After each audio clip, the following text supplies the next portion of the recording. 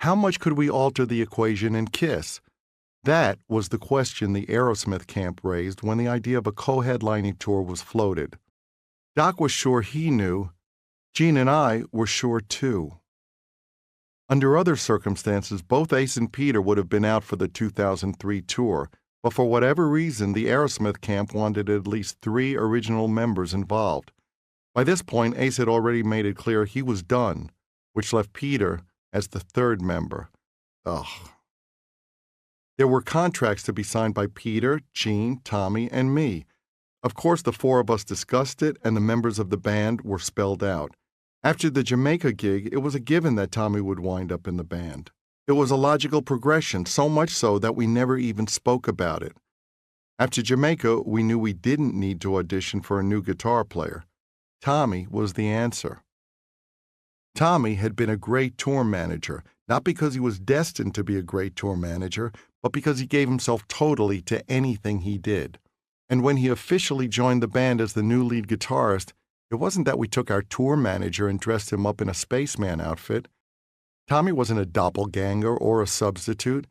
He was the next step and had proved that he deserved to be in the band and that he enhanced it musically.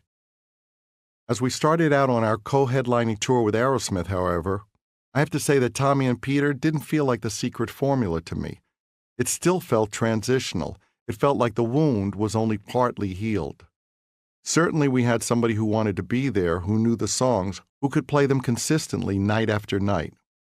And I didn't wake up every morning wondering how the day would go and how the show would go. 50% of the uncertainty and chaos had been eliminated. Peter, on the other hand, was up to his same old tricks. He had Gigi pouring a little more poison down the well each day. He complained incessantly about being disrespected by hotel staff. He bitched about the smoke from the pyrotechnics.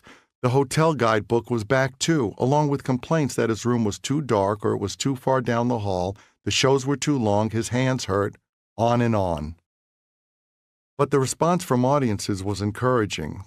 There were cheers for Tommy, everybody on their feet, just as it had always been.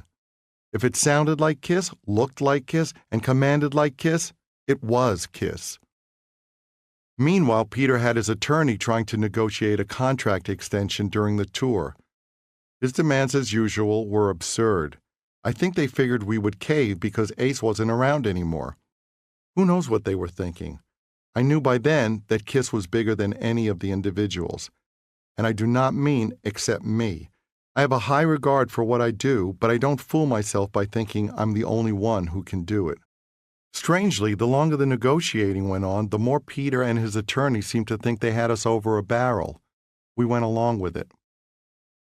When the tour was over and Peter's contract expired, I told him we had decided not to renew his contract.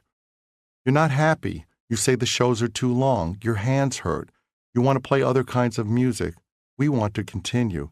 I think it's best for everyone if we just call it quits, Peter. It's time for us all to move on.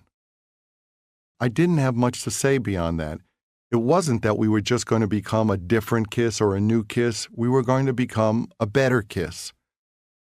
I couldn't change Peter any more than I could have changed Ace or Bill Aucoin or Donna or Pam. What I could do, however, was stop battling someone whose agenda was resolutely negative, someone who seemed intent on sabotaging everyone and everything around him, and then blaming anyone but himself. Fuck that.